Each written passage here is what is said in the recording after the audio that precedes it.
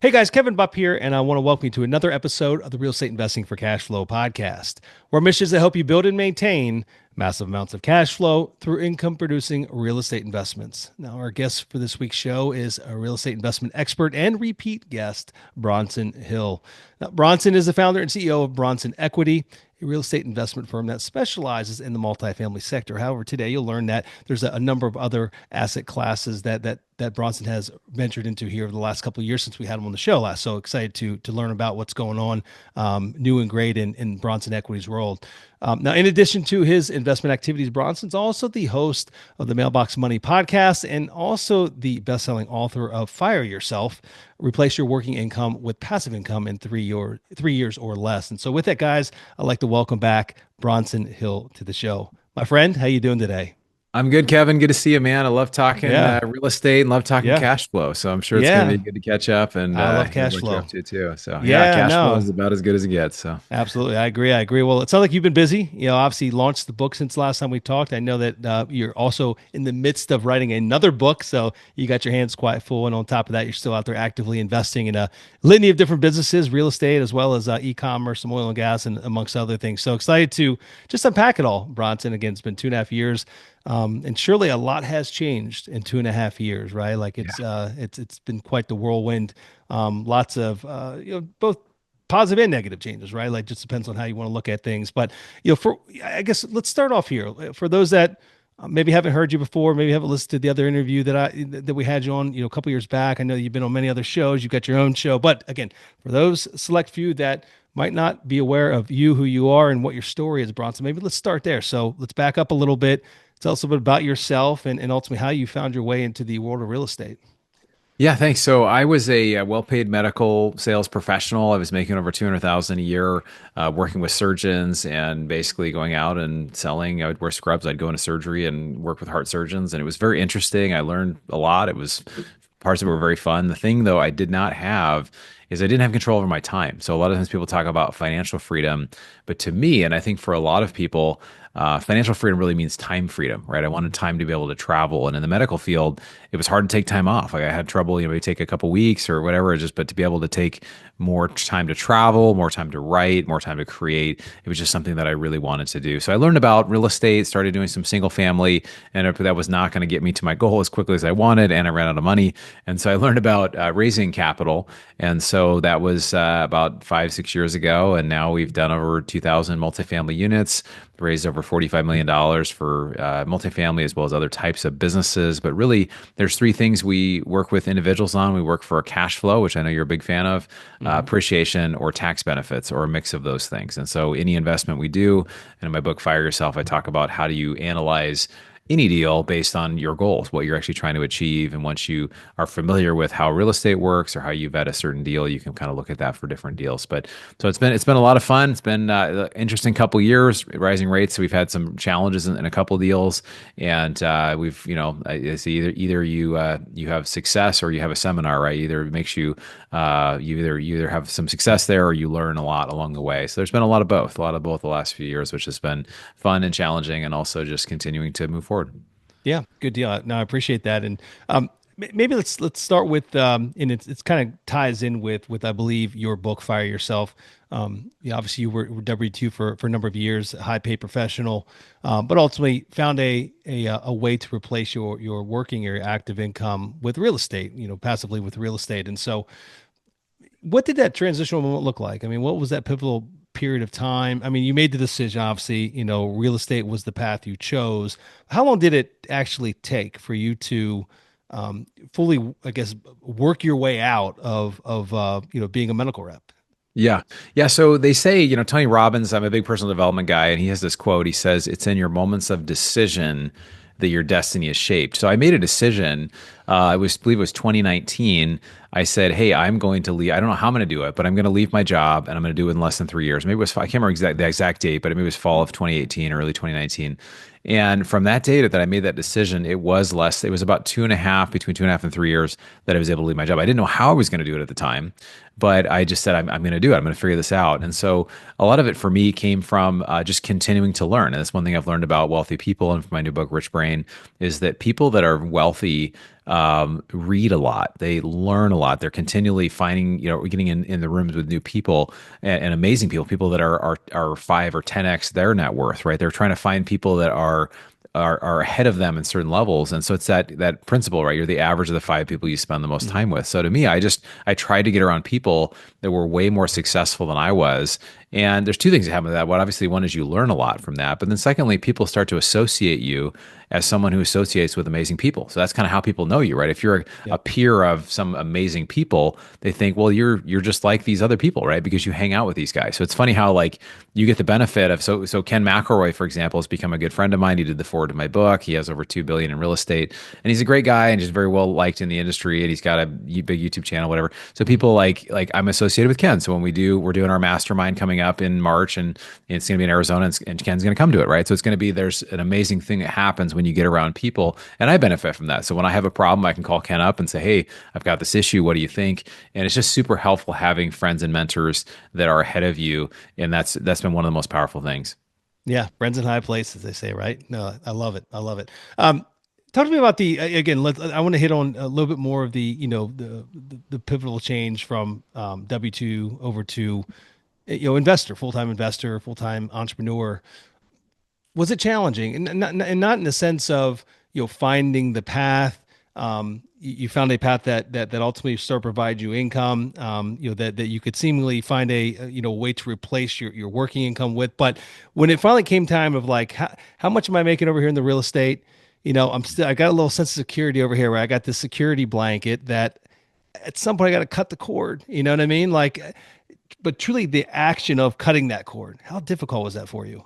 That was really hard, honestly. Yeah. The book Rich Dad Poor Dad talks a lot about like his poor dad was in education and was a PhD, and I think he was a college professor or something, or he worked for the government or something. So my dad is a PhD, he's a college professor.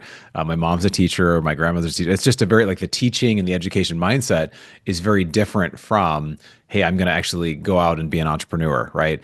And so it was very hard. I think for me, even when I had enough resources to be able to do. I looked at how much I was, kind of how I did it is I found a partner who needed help raising capital. And I said, hey, how about I come along and I help raise capital and we create some content and do some calls. And so over the next 18 months, I basically worked my full-time job and did 1,000 one-on-one Zoom calls while still working my full-time job. Sometimes it was in the car, sometimes it was at 6 a.m., sometimes it was taking a Tuesday off and doing it all day. I just kind of like did whatever I could.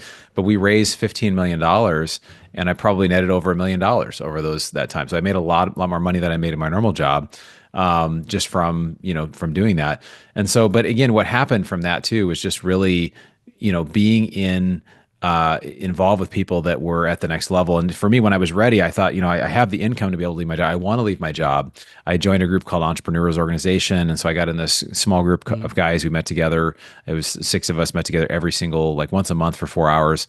And I just laid out the case. Here's how I make money in this business. Here's what I'm doing. And every single one, all my friends and family were like, why would you leave your great 200K job? Like, oh my gosh, it's the golden handcuffs. Why would you ever leave?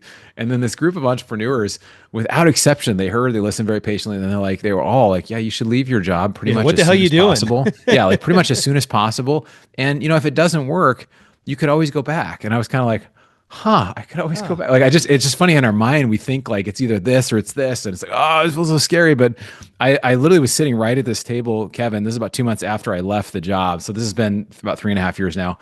And I left, and I remember sitting at the table. I remember getting these calls from my sales manager about, at the end of every quarter, hey, are you going to sell any more widgets? Are you going to, any more stuff you're going to sell? And I just remember that came to mind, and just what came out of my mouth was, thank God I'm not doing that job anymore, right? So just even thinking about that, right? So it's funny how when we do things, most people are not fulfilled at work. I think like 65-70% of people do not enjoy their jobs. And I think it's really a tragedy. Sometimes we have to do things because we're our situation, we're parents, we're whatever. But I just think that when we can step out and do things we're passionate about, and to me, this was just like everything I wanted to do. And so to me, I haven't had any regrets. It's definitely been full of challenges, but life's full of challenges. So Yeah. do you want to have, a life where like I traveled 6 times internationally last year, right? I was able to write my second book. So I'm able to do these things, spend more time with my daughter. So these are things that like I really value that I'm able to create. And that's where I think for going back to financial freedom is really creating the time freedom. But it's a very different mindset, and it involves embracing the unknown. What led you on that path originally? Were you just always a sales guy, or did you have a have an interest in the medical profession? So I actually started my career. I was a youth pastor. A lot of people know this about me. I was a youth pastor for about Mm, 4 or 5 years, and I wanted to make a difference in the world. And then I, through a series of events, just kind of started doing the medical sales stuff. And mm, I thought, well, there's a way I can help people. And so I've never necessarily been really money motivated in a sense. I have big money goals, but it has to do with making impact and being able to yeah. give and being able to make it towards certain causes. But so it's interesting to be working in finance and then to be kind of where I'm at. But I think with medical sales, it was a way that I could leverage my time. I could make more money with taking on a little more risk. And so, it's hard to find just a regular job. You go in and punch a clock where you're making 200K, Right. but I was really good at it, right? So I could say, okay, maybe my base was 60 or 70,000, then I could sell all the stuff and I could get into a better role and I could grow it. And so I kind of saw it was a really good kind of lead in to be an entrepreneur because it has a very entrepreneurial element to it. Even though I was making a lot of money for someone else, and I always said, "Hey, man, if I had my own thing, I could make this money for myself and not for someone else." So I do think I didn't realize at the time sales skills are huge when it comes to raising capital. So anybody Yeah. who's interested in raising capital, if you can, the more you can learn about sales, do sales workshops, go to things and read books on sales. It's just amazing how people make decisions. Nobody wants to be sold, but everybody wants to buy. And so if you can Yeah. tap into finding a way to help people, the best salespeople just help people get what they want, right? You're just trying to find Yeah. a way to uncover those needs. And so anyway, I realized that over time that I was really well geared for that just from my experience and my personality. So Bronson Equity, what do you guys like? I mean, last time we spoke, we were primarily focused on multifamily. I know that you guys have added a couple other layers to the business model. We were talking behind the scenes here. Talk to me about what you guys are up to today. Like, who is Bronson Equity? What do you guys do, and what are the areas that you're focusing in right now? Yeah, so we, like I mentioned, those three things, the cash flow appreciation and tax benefits. What we have found in general in real estate, it's been harder. It's not impossible, but it's harder to find cash flow. And so, particularly in multifamily, I think it's harder to find it. It's just it's more difficult because of higher interest rates. We haven't really seen valuations have come down a little bit, but not always to have it make sense as much. So there's really two things we've done to really go after cash flow. And the reason why I'm such a big cash flow guy like yourself is that cash flow is what allows people to leave a job. It's what allows them to cover expenses, allows them to retire. A lot of money someday and appreciation is great, but it doesn't allow you to actually live a different life. So cash flow is really what allows that. So two things we really found that do that very well. Excuse me. One is oil and gas deals. There are oil and gas deals that help with tax benefits as well as cash flow. So we've done some of those, which we've been super excited about and really enjoyed those. And then also there's been some private businesses. So right now, a lot of people talking about buying small businesses or mid-sized businesses. We're in the process of buying a mid-sized e-commerce business, pretty high cash flow. We are bringing investors into us, but basically, I'll give kind of a broad stroke here. This is a $17 million purchase for this business. We're able to buy it with loans and seller financing for $3.2 million that we're raising from investors. And then it produces over $4 million per year in cash flow, right? So it's a very high cash flow deal that you don't see. If we were looking in terms of cap rates, cap rates in multifamily now is typically kind of like 4.5 to 7 or 5 to 7 kind of range. This Mhm. would be like a 30 or 35 cap rate, right? It's just a much, much higher thing. Now, there are risks there. There are different risks. There are risks in any deal. And so I'm not, pitching any specific deal, but I'm just saying having things that really provide cash flow are awesome. So we're doing more of that. We are also getting more back into multifamily because we have seen some discounts now, where some people have to sell. And some of these discounts are in booming markets at 15 to 30% discounts where they were a few years ago. So we're seeing that and we're finding some benefits kind of at different places there as well. Yeah, I don't want to fall off the rails too much, but I do want to. I've got a few questions I want to ask about the e-commerce business, and Yeah. by no means am I an e-commerce professional. Have not acquired an existing business such as the one you're speaking of, and so again, don't have any firsthand experience there. However, I've got some basic knowledge, which I guess could be dangerous or not. I'm not sure. As far as like an equity, a multiple, that's something like that would typically sell on. I think you'd mentioned it does about 3.2 of EBITDA, and you guys are acquiring for what, or you're acquiring for 4 million. Is that, did I So hear we're that correctly? acquiring it for, well, we're acquiring for 17 million, and Oh, okay, okay, okay. I it's got doing it. about 5.2 million right now in Okay, EBITDA. I misunderstood. Okay, And so I it's about thought you a, were saying I thought you were saying yeah, it did 17 million top line revenue, about no, it did about 3.2 of the. 27 million in top line revenue. So yeah, it's I, about a I three and a completely half misunderstood times. everything you said Yeah, then. So sorry. let's That's okay. It's about 3.5 times got profit, it. right? Is what we're getting it Okay. for. Yeah, and Okay. we're able to finance the majority of that. What's the motivation of, in that scenario, using just, I guess, this one example? We all talk about like motivated sellers in real estate, this, that, and the Yeah. other, but like generally speaking, like what's the motivation for a business owner such as that? Are you buying it from the organization that originally founded the company? Yeah. Uh, Yeah, we're buying from okay. the founders. Yeah. It's something, it's funny. This question comes up a lot too with real estate too, where it's like, wow, if it's such a great deal, why would somebody sell it? It's like, well, people have, 1031 situations. They've got things that come up where Yep. they're ready to sell real estate. And so somewhat of this is basically started 6 years ago. It's a couple guys that are just brilliant. They're late 30s and they, are basically from the internet marketing world, and they've just set up a really amazing business, and they've generated cash from it. But I think they're kind of ready to move on to something else. They're spending about 10 hours a week each in the business, some on strategy, some on the financials, and it's you can just tell when someone's like, hey, we're just not interested in this anymore. And so there will come a Yeah. point, a lot of owners, that can come sooner for some owners than others. And I'm sure you see it in the mobile home spark space as well, where it's like what sounded like a great idea 5 or 10 years ago is like, man, we're just ready to get out of this thing. We're ready to sell it, Sure. and a lot of the mom and pop stuff. So, but it's actually kind of a unique situation here where the sellers are going to stay in the deal and have an earnout for the next 2 to 4 years.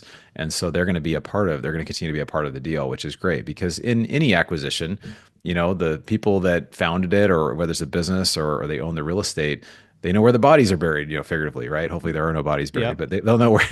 And so I think having that is definitely beneficial. But I think they're ready to move on to something else. They're signing a 5-year non-compete that they're not going to compete on these products or anything any of that way, and we trust them that they're going to do that. Yeah. I love that you're staying in deal. I mean, like, what a great way to protect the downside risk, right? I mean, again, there's always skeletons in any deal, right? Like having them still Yeah. involved and having it be tied to an earnout is huge. Love every bit of that. What does the lending environment look like for acquiring a business like that? I mean, what type of debt terms are available? So there's different lending. This is really interesting about businesses. So there's Is it something SBA, the Small Business Administration, does lending, and they'll loan you. I can't remember if it's five or up it's to five 5 million, million each, right? or I think it's yeah, it's a five five million is their million. cap. And then, Yep. and then some banks have extenders where there's a name for it, but they'll extend you out another 5, 10, 15, whatever, a lot more. The challenge, and the reason I did not want to do SBA specifically, is it comes with a personal guarantee. Hmm. So if you're someone like you and I, where you own lots of other things, and all of a sudden you buy this business with an SBA loan, if it doesn't work out, they can come after other assets, right? So I did not want to do that. So I it's think they very make you pledge similar. your personal residence too, I believe, I correct? think it's Is everything. I think it's a personal yeah, guarantees are like yeah. anything you own. So this is how people get in trouble. Is if one thing goes south, everything else is affected. So it's interesting too. It's been said that if you have a loan on your house for $300,000 and you can't pay it, it's your problem. If you've got a $30 million loan and you can't pay it, whose problem is it, right? It's the bank's The problem, right? banks, So yeah. so it's funny. It's the same with real estate, where it's like the smaller loans you go. It's counterintuitive, but the That's more right. risk there's, the bigger the loan, the less there's. So we found through this, it was a little hard to find the lender, but we found this lender through a loan broker. That you actually pay a deposit for to help you get a loan, whatever. But it's basically a $10.7 million loan. It's no personal guarantees. It's interest only at 14%. So it's a higher interest rate, but it is Hmm. interest only.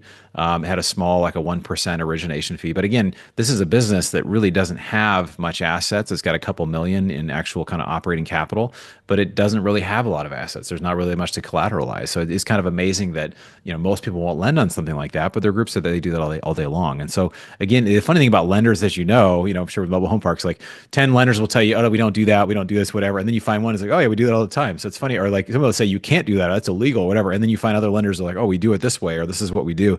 And so it's funny how, like, with lending, it just can be totally across the board on what people say is what they do or what they don't do.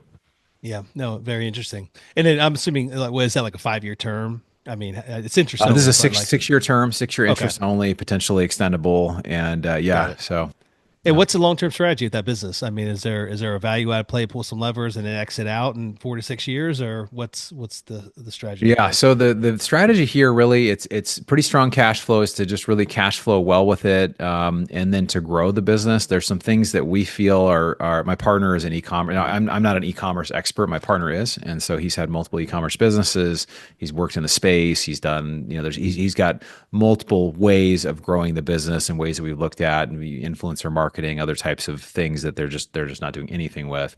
And so we're hoping to take what they have and really build on it. And again, when you have owners that for the last year or two have really been putting 10 hours a week each into the business, what would happen if we had just quite a bit of intentional focus on really growing that, right? So there's a few things that we see. Some of them we've we're going to test and try a couple different things, but the primary things are to do what they're doing, continue to do what they're doing, and then they have this. I think their secret sauce of this specific business is really A/B testing hundreds of different products on a small level, and then seeing what actually is both profitable and also really converts, right? And once you find those products, then you can say, okay, well, we're going to take this specific product and we're going to go market that out. And we're going to grow that. Gotcha. No, I appreciate you sharing that. Again, we're a Yeah. real estate show, so we'll get back on the rails with real estate. Yeah. But no, just this curious and intrigued. So appreciate you sharing that intel. Um, So let's talk about multifamily. Again, it's 2.5 years since we last spoke. We had you on the show. Things were, starting to be coming unsettling right around that period of time. I was really hoping that the market would find some stability once the election took place. Obviously, it's not working in our favor as of yet. So we'll see what this year has to bring, at least as far as the treasuries are concerned. And so I'm just curious, what's happening in the multifamily space in your neck of the woods. Are you guys actively, are you finding opportunities? I know that there's been it's taken quite a bit of time for I guess seller expectations to fall in line with what's really happening in the marketplace. You've obviously got if someone doesn't have to sell, if they're not in position to have to sell today, then they're not, right. They're not transacting. I mean, unless they're up Right. against some type of like a term or debt maturity, they're not selling. And so, and for those that are facing some type of challenge, what are you seeing? I mean, are you seeing any distress actually come to market, or are you seeing mostly lenders are just kind of kicking the can down the road, extend and pretend, I think is what it was originally, extend and pretend to 25, I think, right? Now it's extend Yeah. and pretend to what, Or 26 or whatever they're survive to saying. 25. Yeah, that was the Right. whole thing. Yeah. Yeah, Yeah. no, Yeah. it's a great question. I think we've seen a mix of things. I mean, there have been some extended pretend, but I think, it gets down to it where your valuations, and this is something I've described to people, and we've had a couple of properties this has happened for where, for example, in Atlanta, you buy a property and, you put 20% down at some sort of bridge situation with extendable debt or caps. And then, the price of all properties in that specific area of the type go down by 40%, right? So you're 20% down, they go down by 40%, and you've got to extend or refinance. It's hard. So I think that no matter what you've done, no matter how great your strategy, it's going to be very difficult to like really work with that property because of the time. Now, if you had long-term fixed debt, you'd be in much better shape because you'd have it obviously set up differently. But I think that kind of what we've seen is both from the seller side, is there's been some pain and challenges there for sure, and banks or lenders are foreclosing, or they are saying, hey, we're gonna rework this deal, or we're gonna keep you in as LPs in a new structure or something like that. And then, but as a buyer, I mean, we're seeing like again these phenomenal discounts to come in, and I think for a lot of investors, at least in multifamily, there's been a lot of pain there for a lot of people. Either distributions have stopped, or maybe there's been some Mhm. capital calls, or maybe there's been some foreclosure or something that's happened, and so people are afraid. But Warren Buffett, I follow his stuff a lot. He says the idea of be greedy when others are That's right. fearful, right? So there's a lot of fear right now, particularly in multifamily, and I think it's a great time because I think that um, we have an asset that we feel like, there's whether it's mobile home parks or it's, houses or multifamily, we're short, 3 to 7 million housing units, depending on what sort of data you look at. So if that's the case, we're going to continue to need more, particularly in certain markets that are really growing and booming. We have a growing population here. Now, one thing that goes against that is if, with Trump in office, if he does do mass deportations, right, that would really Yeah. impact you and that would impact me, right, potentially if especially in certain markets. But so I think that right now that there are some opportunities. I think that again, I'd rather pay a higher interest rate and buy at a lower price, which we're seeing sometimes 15 to 30% or more discounted in markets like Dallas or Charlotte or other things, and areas we know that are growing that in, over the next 3 to 5 to 10 years, they're going to be much more valuable than they are now. So I think that those are all reasons why we're pretty bullish right now. But we, Yeah. we did take a couple year break, and just the last, 6 months we've been jumping back in. Okay. Good deal. No, I appreciate that. Yeah. I mean, at the end of the day, price is permanent. What you pay in the front end is permanent, Yeah. and debt's temporary, right? And so Right.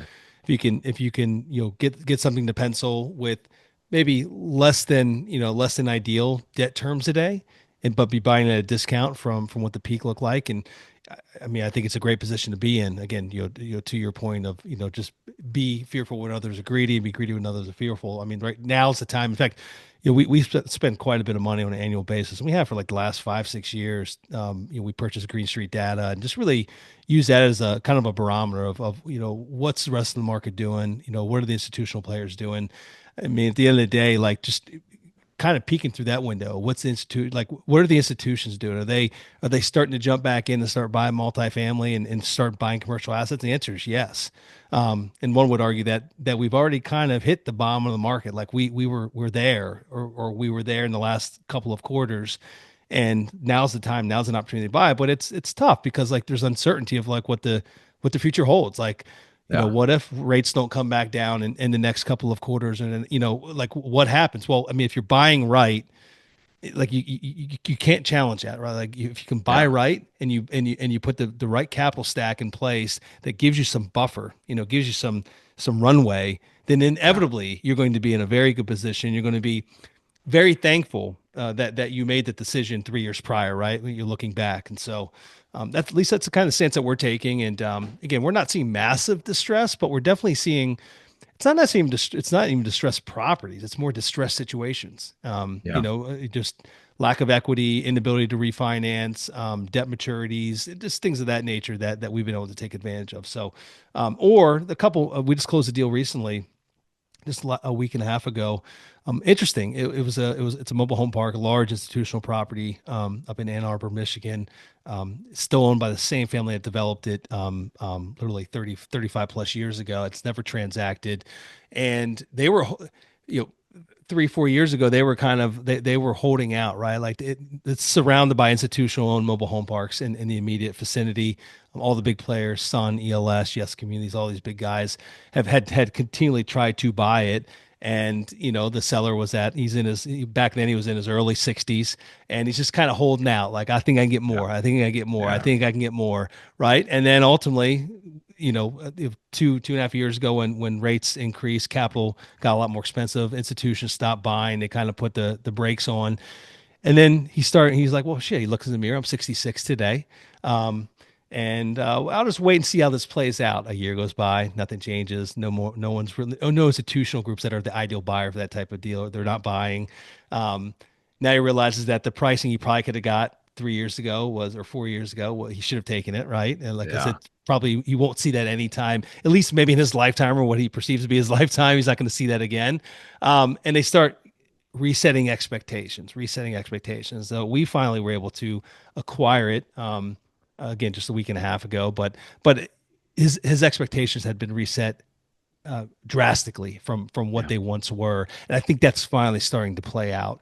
I Yeah. think some of these folks have been holding on, thinking that they'll be able to get those prices that they were being offered, those Yeah. unsolicited offers that they're being offered years back. It's not coming anytime soon, and so Yeah. is today the right time for him? It's like, I'm 68 now. I got grandkids.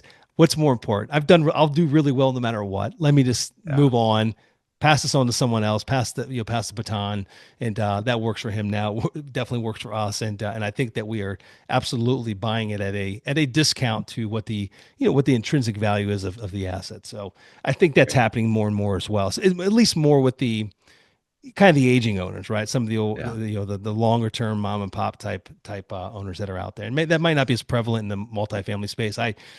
You probably know the data better than I do, but I mean, I think if you start looking at 300 door plus size complexes, I'd have to guess that more than 90% are probably owned by larger institutional or Mhm. professional investment groups. Correct? Right. Right. I mean, yeah, I don't Yeah, know the figures, but it's but it's it's a lot. It's especially the newer stuff. consolidated. It's Yeah. it's Yeah. It's quite very. consolidated. So, Yeah.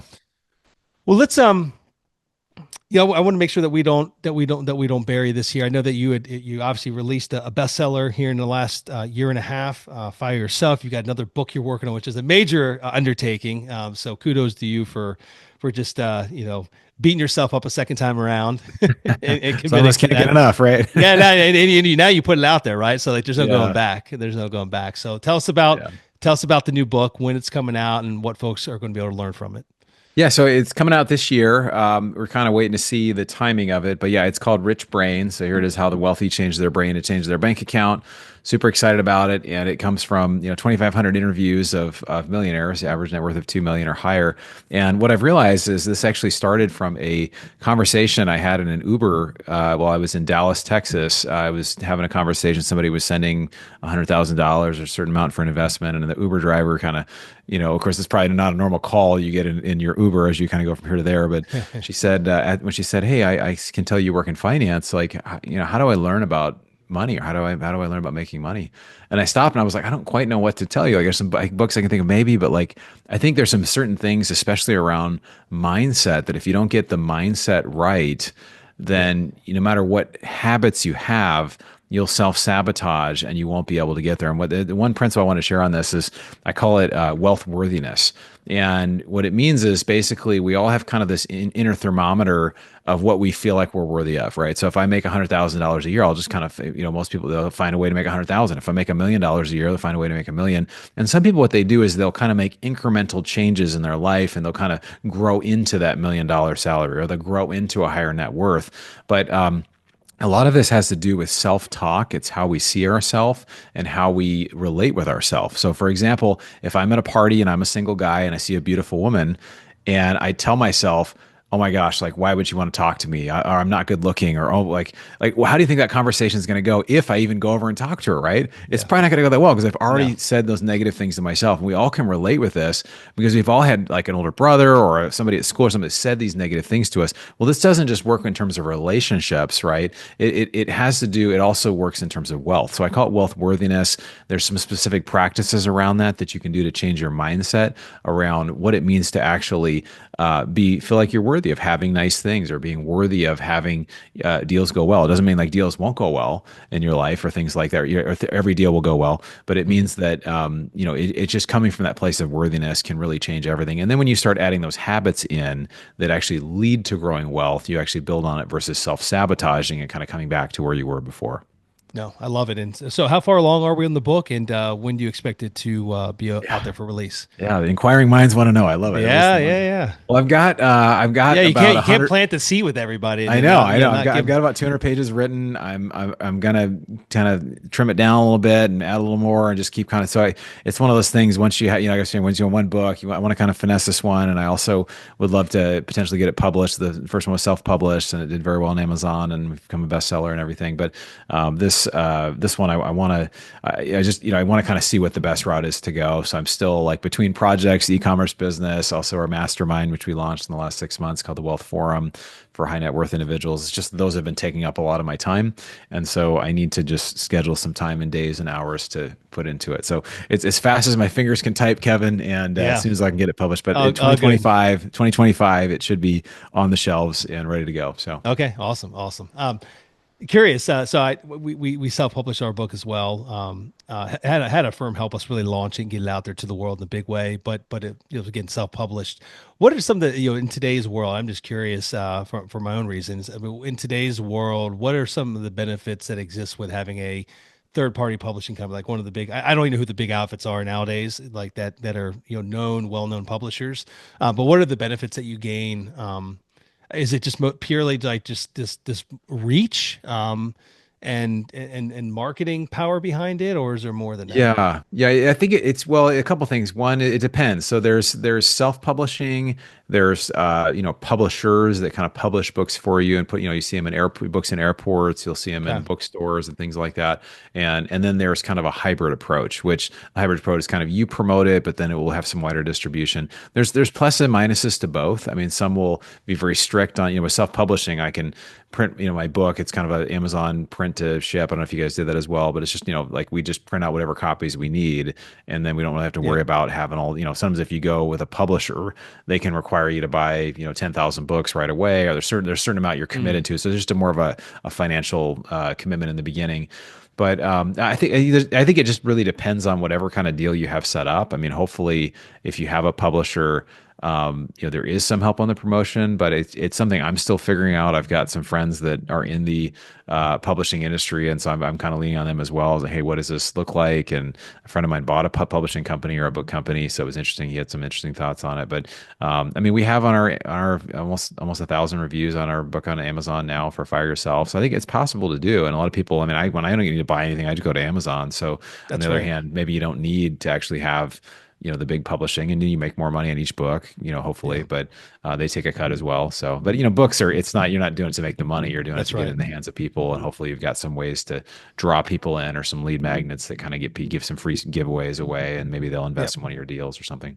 Yeah, no, I agree with that. And yeah, no, I mean, 20 years ago, if I'd yeah, and asked you to ask that same question, you'd be like, well, shit, it's going to be in every Barnes and Nobles, every what's Yeah, Borders books, right? Every airport, yeah, totally. stand and all that. Borders is no longer around. Barnes and Noble still, I don't understand really to capacity how that business model still exists. I get it in certain situations, but like these stores are so massive, they're huge. Yeah, Again, I don't know the data points on how many folks actually, what percentage of books are physically bought at yeah. a book stand to that of on Amazon. I would assume it's a very minute percentage, but again, what do I know? Anyway, man, enough rambling here. So for those that want to follow along with you, Bronson, just follow what you're doing, follow updates on the book's release, what have you. Where's the best place to track you down? Yeah, well, thanks, man. I have a free gift for your cash flow community here. I actually wrote a ebook that's free, and it's 40 pages. It's about inflation, and again, we don't talk a lot about inflation. It was a couple years ago we were talking a lot more about it, but that inflation is something that's here. It's here to stay. We see it in gas prices. We see it in food prices are up 50% from where they were 4 or 5 years ago, and so I really believe it's here to stay. It's going to be Yeah. continually. They're going to create more and more currency, and we're just going to want to have ways to not be on the pain side where it's like, okay, my groceries instead of costing $100, now they're $200 a week or a month, or every 2 weeks. And so the book is how to use inflation to your advantage, and involves some Hmm. strategies using real estate, using debt, using precious metals, using some strategies people probably have not heard of. And you can actually get that book for free if you text the word inflation to 33777. So if you text the word inflation to 33777, and that also puts you in touch with kind of our stuff that's going on, our deals, things like that that's coming in the future. Okay, awesome, good deal. I appreciate that, and guys, I'll put that in the show notes. And with that, my friend, that's about all we have for today. So I appreciate you coming back on. It's good catching up after again 2.5 years, and Yeah, thanks, wishing man. you all the best. And again, best wishes as well on getting that book out this year. And I know you'll make it happen. So, but yeah, man. Until hopefully not until 2.5 more years, but we'll catch up before then. I got to have you back on my show, and yeah, I hope Yeah. 2025 is an awesome year for you, Kevin. It's great to see you, and great to connect with everybody on the show too. Alrighty, guys, that's all we have for this week's show. So until we meet again next week, this is your host Kevin Bupp wishing you huge success. Take care now.